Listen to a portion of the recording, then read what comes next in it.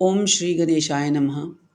ओम नमः शिवाय। शिवपुराण के श्रवण से देवराज को शिवलोक की प्राप्ति इस अध्याय में बताया गया है। श्री शौनक जी ने कहा, "हे महाभाग सूत जी, आप धन्य हैं, परमार्थ तत्व के ज्ञाता हैं। आपने कृपा करके हम लोगों को यह बड़ी अद्भुत एवं दिव्य कथा सुनाई है।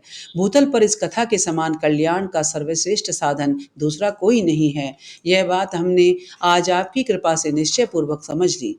हे सूत जी, कलयुग में इस कथा के द्वारा कौन कौन सी पापी शुद्ध होते हैं, उन्हें कृपा पूर्वक बताइए और इस जगत को कृतार्थ कीजिए। सूत जी बोले, हे मुने, जो मनुष्य पापी, दुराचारी, खल तथा काम क्रोध आदि में निरंतर डूबे रहने वाले हैं, वे भी इस पुराण के श्रवण पठन से अवश्य ही शुद्ध हो जाते हैं। इसी विषय में जानकर मुनि इस प्राचीन इतिहास का उदाहरण दिया करते हैं, जिसके श्रवण मात्र से पापों का पूर्णतया नाश हो जाता है।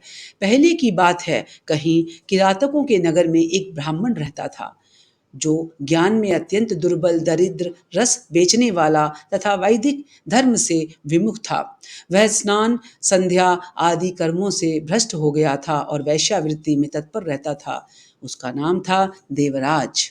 वह अपने ऊपर विश्वास करने वाले लोगों को ठगा करता था। उसने ब्राह्मणों, क्षत्रियों, वैश्यों, शूद्रों तथा दूसरों को भी अनेक बहानों से मारकर उनका धन हड़प लिया था।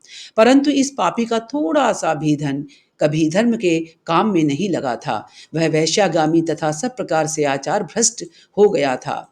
एक दिन घूमता घामता वह देव योग से प्रतिष्ठानपुर झूसी प्रयाग में जा पहुंचा। वहां उसने एक शिवालय देखा, जहां बहुत से साधु महात्मा एकत्र थे। देवराज उस शिवालय में ठहर गया, किंतु वहां उस ब्राह्मण को ज्वर आ गया। उस ज्वर से उसको पीड़ा होने लगी। वहां एक ब्राह्मण देवता शिव पुराण की कथा सुना रहे थे।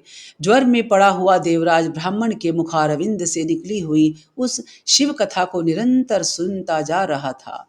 1 मास के बाद वह ज्वर से अत्यंत पीड़ित होकर चल बसा।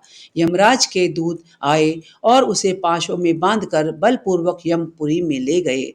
इतने में ही शिवलोक से भगवान शिव के पार्षद गण आ गए। उनके गौर अंग कर्पूर के समान उज्जवल थे।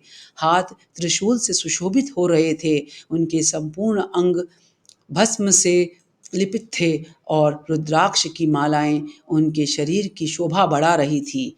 वे सब के सब क्रोधपूर्वक यमपुरी में गए और यमराज के दूतों को मार पीट कर बारंबार धमकाकर उन्होंने देवराज को उनके चंगुल से छुड़ा लिया था और अत्यंत अद्भुत विमान पर बैठाकर जब वे शिवदूत कैलाश को जाने को उद्यत हुए, उस समय यमपुरी में बड़ा भारी कोलाहल मच गया। उस कोलाहल को सुनकर धर्मराज अपने भवन से बाहर आए।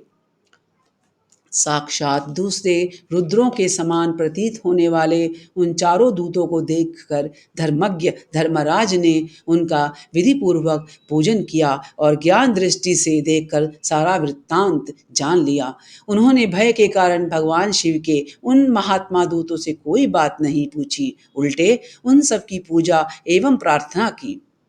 तत्पश्चात वे शिवदूत कैलाश को चले गए और वहां पहुंचकर उन्होंने उस ब्राह्मण को दया सागर शांभ शिव के हाथों में सौंप दिया। इस प्रकार देवराज शिवलोक पहुंच गए। जय गुरु जी।